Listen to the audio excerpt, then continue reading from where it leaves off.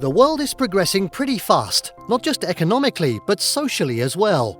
And at the forefront of this rapidly evolving atmosphere is technology. It shapes the way we interact with our environment and affects our daily lives and habits. Now, smartphones are not really new.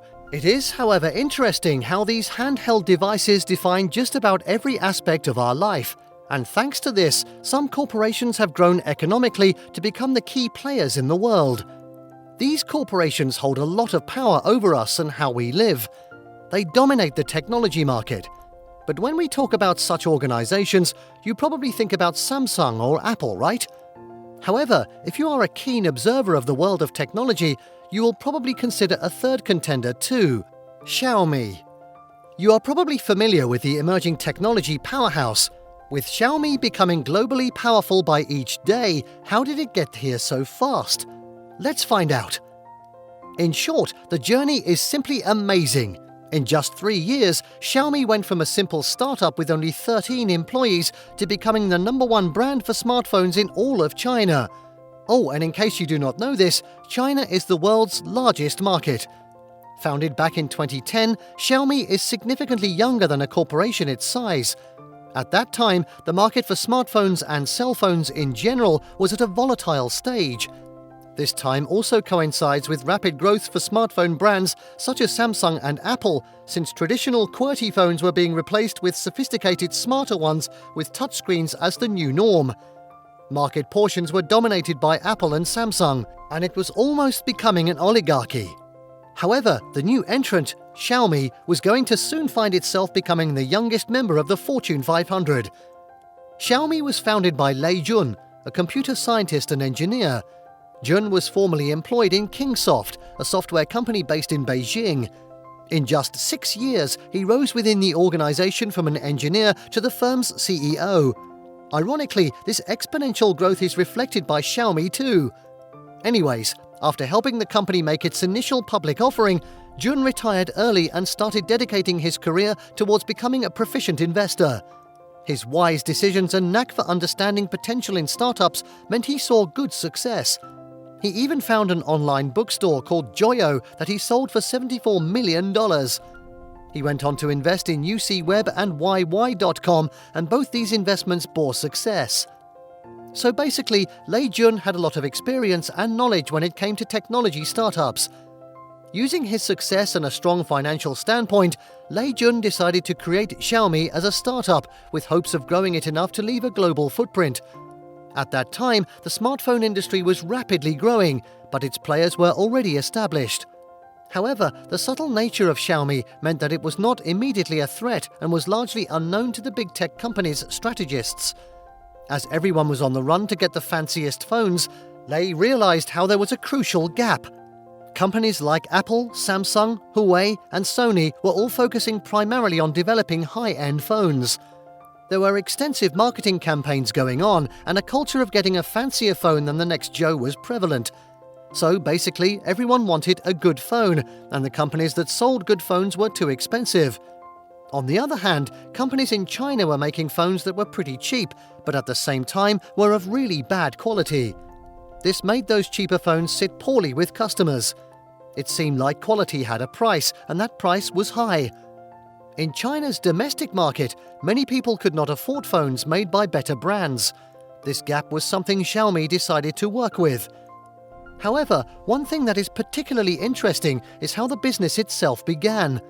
Xiaomi realized that the market was tough, and to have access to the same high-quality suppliers as Apple and Samsung, Xiaomi had to establish its credibility. For that, another domestic problem was addressed. China did not allow for the original Google Android OS to function within the country. The versions available were made poorly by Chinese developers, so Xiaomi came up with its own version called MIUI. The MIUI was really smooth and reliable and did pretty well with users in China. Thus, Xiaomi became popular with potential users before it even manufactured its first phone. The Xiaomi phone came out in 2011. It was instantly popular given how people were already aware of the brand and its capabilities. It was amazing when it came to quality. Both the materials and the operating system were exceptional and made the phone a direct competitor to the major players of the industry. When it came to cost, however, it was priced at just $290. At that time, other phones in this price range were of terrible quality, whilst those of a better one were more than double that price. In a year, Xiaomi sold 7 million phones and jumped into the top tier of the Chinese smartphone market. The main thing crucial to this success and its sustainability was managing price and quality. One thing was certain: there was to be no compromise on quality. After becoming known, Xiaomi established itself with suppliers and decided to spare no expense when it came to the actual manufacturing of the product. This was fairly simple to establish, and Xiaomi did so with all its resources. Compared to other brands, it also had the advantage of a generally cheaper market, giving it a little edge over the larger brands. Still, the price was too high, and there was a need to reduce it further as the difference was not too significant. Xiaomi started to model its business towards a direct sales method. It did not want to have any middlemen between itself and its customers. Hence, Xiaomi decided to exploit the massive potential of the internet, where it sold its products directly to customers. The stores it did establish were directly controlled by Xiaomi itself and had no middleman's share in between that would naturally add to the phone's cost. Xiaomi was already trusted, so there was no skepticism either, which is a typical trait of purchasing electronics online. Xiaomi also did not market itself extensively. Unlike the marketing battles that were brutally conducted between the top companies, Xiaomi focused on word of mouth.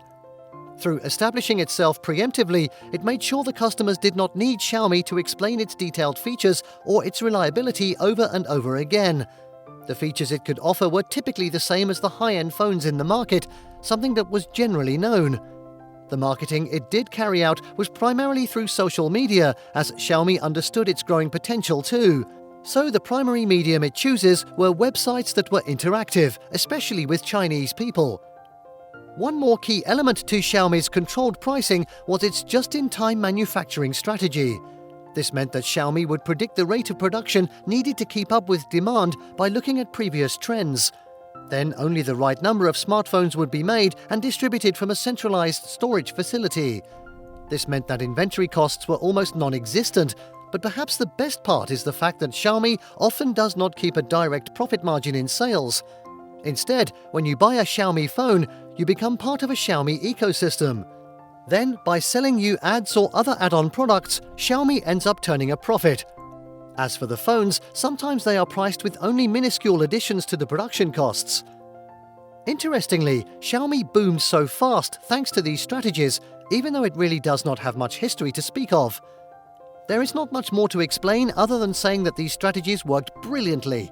Its next target beyond China was India, another market that afforded its consumers lower purchase powers, and Xiaomi became its #1 selling smartphone brand in no time. Collectively, India and China account for about just under a third of the global population, so the collective potential power of both these markets combined is understandable. Thanks to this necessary boost, Xiaomi went even beyond in recent years and has become global. Currently, it is the 4th biggest smartphone manufacturer in the world, and it only seems like Xiaomi is getting stronger. Given how production at its new fully autonomous factory has already begun, prices will only fall, and Xiaomi will only rise higher. So that's all the time we had today. I hope you enjoyed this video. Don't forget to hit like and subscribe to our channel to see more amazing videos. Oh, and do hit the bell icon to stay updated. See you all next time.